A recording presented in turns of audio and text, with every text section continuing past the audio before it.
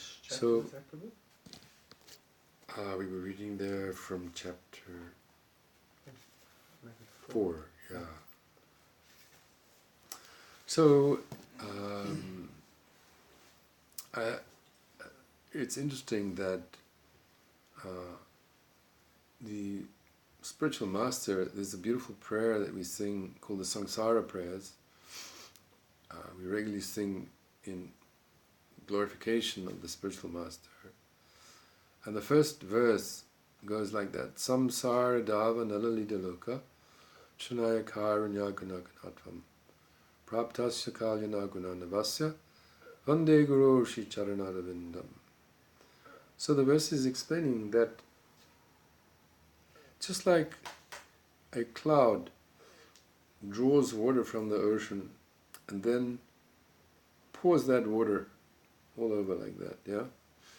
In a similar way, the spiritual master is drawing mercy from the ocean of mercy, Krishna, and then distributing that mercy like that. He's Krishna's pure representative. And the comparison is samsara. That this samsara means the cycle of birth and death. The cycle of birth and death. You come into this world, you take a body, you get old, you die. You take another body, lifetime after lifetime. It's like a wheel, samsara. Round and round you go. This planet, this universe, that universe. Same problems. Birth, old age, disease and death. Terrible situation. Samsara. And we're all in that situation in this material world. And it's compared to Davanala, to a blazing forest fire. Nobody wants a forest fire. Nobody goes out looking for a forest fire. But it happens. Same thing. We don't want the calamities of this world. Nobody wants. Old age, disease, death. I don't want. You don't want. We don't want. But it comes. Calamity like that. Like a blazing forest fire. And just like, especially in California recently, these forest fires come. They're so big. They're so devastating. They tear across the countryside that no man-made fire engine, fire system, fire brigade can stop them. They're too powerful. They just burn everything. Too powerful. So the same thing. This material world, this material predicament that we find ourselves in, no man-made solution can put it out, can stop it. They can stop the birth, the old age, disease and death. No man-made solution. It's like a blazing forest fire. Nothing material will put that fire out. So what's required? The rain. The rain will put that blazing forest fire out. Similarly, the rain of the mercy of the spiritual master coming to give his instructions will put out this blazing fire, samsara of birth and death. Nothing else. Nothing else. No man-made system, no man-made policy, nothing else. So we have to have that understanding. As human beings, we have to understand our situation, number one. And number two, we have to understand what is the solution. And then seek it out. That's why Krishna says in this chapter, just try to learn the truth by approaching a spiritual master. Tadvidi pranipatena pariprashanena sevya upadekshanti te gyanam gyaninas tattvadashana. Just try to learn the truth by approaching a spiritual master. Inquire from him submissively. Render service unto him. The self-realized soul can impart knowledge unto you because he has seen the truth. Like that. There's no other way. There's no other way. Just because you don't understand your predicament doesn't mean you're not in a predicament. Just like the child, he goes to put his hand in the fire. Just because he doesn't know that it's fire, does that mean he doesn't get burnt? course he gets burnt. Like that. So this is the situation. So firstly, we ourselves need to become educated in that regard, that this is not a playground. This is not a playground. I'm in the ocean of birth and death here. I have business to do. I need to make a solution. I need to address the real issues, This is needed to come to that maturity, this responsibility as a human being that, this is what's required of me. My mommy's dying, my daddy's dying, my brothers are dying, everybody's dying, everybody's getting old and diseased all around me. Isn't this a problem? Yeah? Isn't this a problem? And it's going to get me too. Isn't this a problem? It's not a problem? Huh? You mean you can just go on and it'll be fine? No, it won't be fine. You don't need to be a rocket scientist to understand that. But in these days, hardly any people understand that. No, let's just eat, drink and be merry. Like a child. So, fortunately, we've heard this message from the great saints. So we are taking our own lives under control. Let me become spiritually serious. This is good for me. This is good for me. Because I'm the soul. I'm not this body. Temporary pleasure will not do. Has a beginning, a middle and an end. This is not good enough for me. I want eternal, unending pleasure. Anandam Vardhana. Ever increasing pleasure. This is the real nature of the soul. There's no fault in that. But where to find it? As Krishna says in Bhagavad Gita, you can't find joy unless you have peace. First comes peace. Who's got peace? Where do we find that peace? Peace of mind. Peace of soul. That's needed. Before you can talk about joy, ananda, bliss, you must have peace. No disturbance. No anxiety. And as Krishna says in Bhagavad Gita, that one who has not awoken to a loving relationship with the Supreme can never find peace. There you go. Krishna himself explaining. You want peace? This is the peace formula. Wake up to your loving relationship with the Supreme. That's the only way to find peace. And without that, there's no question of joy. Like that. First, peace. This is Krishna's own words. So he's the antidepressant. Awaken your loving relationship with Krishna. There's no other way. We've been trying other ways for millions of lifetimes. That's why we're still here. Because we've been trying other ways. Nobody wakes up and says, I want to be miserable. No. But we have been trying other ways which don't work. What's the proof? The proof is I'm still in this material body. I'm still getting old, I'm still going to get diseased, I'm still going to die. So how have your plans to be happy, what good have they done you? For millions and millions of lifetimes we've been trying. They don't work. When are we going to accept they don't work? How many more lifetimes before we come to the conclusion they don't work? That's why Krishna is called Jananivas, ultimate resort. You've tried everything now. Time to try Krishna. But to do that, we need to be humble. You can't come there with a proud attitude, puffed up attitude. Sorry.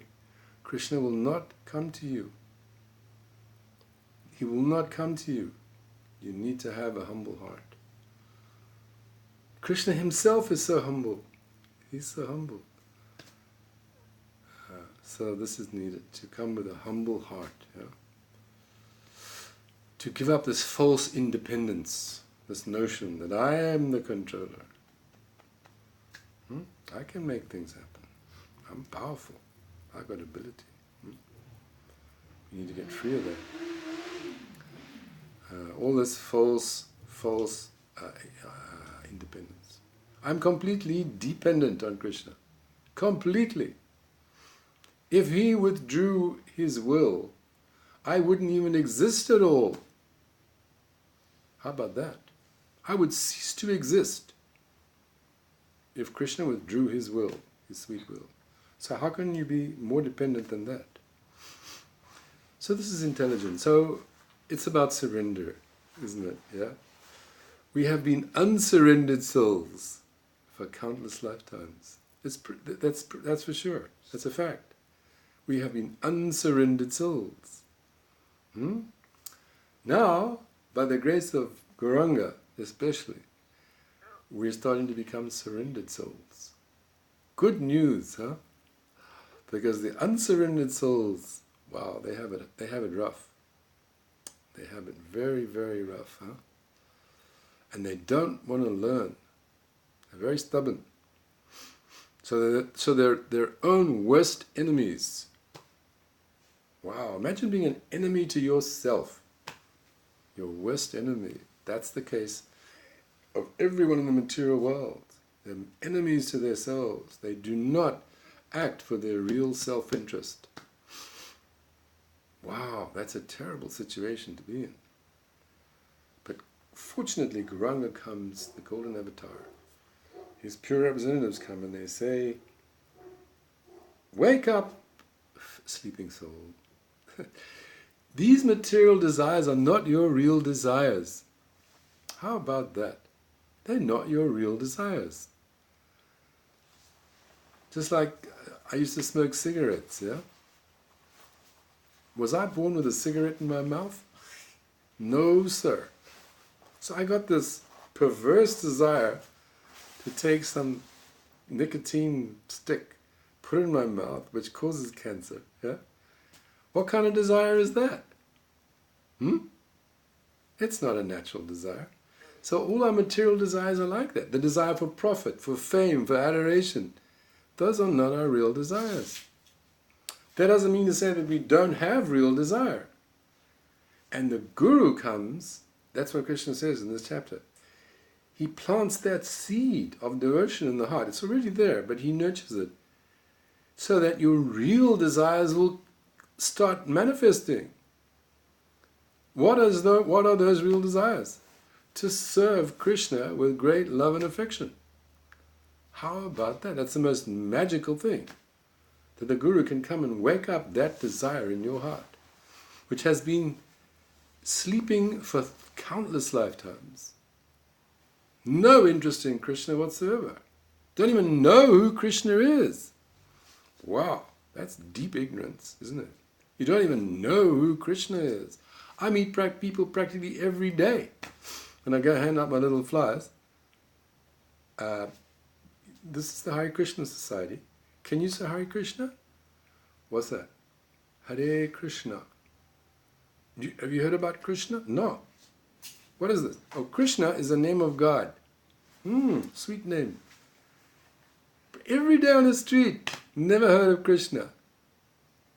Deep, deep ignorance, isn't it? Huh? So, wow. My Guru gave that example. He says, if you use a stove, day after day, week after week, month after month, baking and all kinds of things, and you never clean it. You never clean it, right? Then it's going to get baked on grease and grime. Baked on, that grease and grime, it'll bake on. Huh?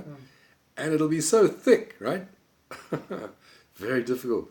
My Guru said, it's very difficult to get that off. If it's been baked on grease and grime for years, yeah, it's very hard to get it off.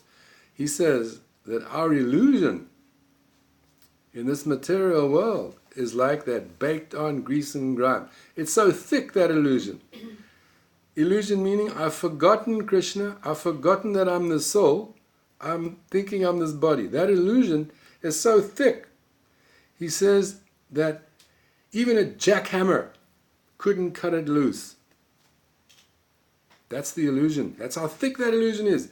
Because we've been in this material world countless lifetimes, perpetuating that illusion. Can you imagine how thick it is? Huh? Baked on grease and grime. Can't get it off with a jackhammer. But The mantra, the divine sound of the holy names of God will cut away that illusion. Nothing else will cut away that illusion. This we need to be convinced about. Cut away that illusion and wake up to what?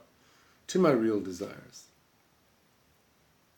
My real desire, just like the pure devotee we see, Prabhupada, our beloved spiritual masters, Jagat Guru, Vijayacharya, they traveled the world, no, not with a paycheck, at great expense, at great difficulty. Prabhupada came in mid-60s, 2 heart attacks on the boat, and we know the story. Why? Because they had such intense desire to serve Krishna. Can you imagine that desire? So that's a very intense desire. It doesn't mean when you take the spiritual life you stop having desire. No. But you develop, out of love for Krishna, this intense desire to render loving service. And you'll go to great lengths, travel the world, to share that with others. This is the saint. The saint. Huh? We've heard about saints. These are the saints, the real saints, living saints. Completely selfless. Compassion. Wow. Just like Jesus Christ. 2 things. Prabhupada says. Tolerance and compassion. Wow. This is the saint, huh? So fortunate are we if we come in contact with the saints. Because you know how rare they are?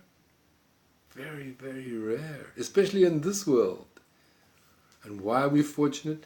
Because they can cut away that illusion. They can wake up your real desire. And with the real desire comes satisfaction, fulfillment, yeah?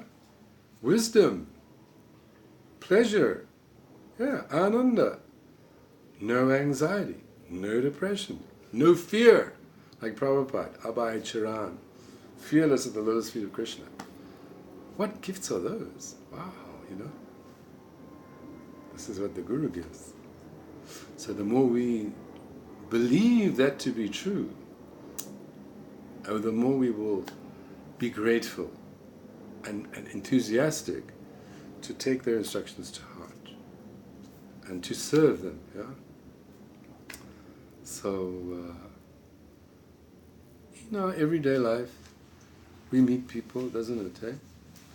Somehow or other we should try, as Prabhupada and Lord Chaitanya said, try to tell them about Krishna in some way or other. Yeah. Because they are so much in need. It's urgent situation, yeah. And we have come to hear about Krishna. Still a very, very tiny minority on the planet now that have heard about Krishna. So there's lots of room for sharing. And this is love, this is love. Love means that I will give someone something really valuable to their soul. Love is not a material thing. Yeah. So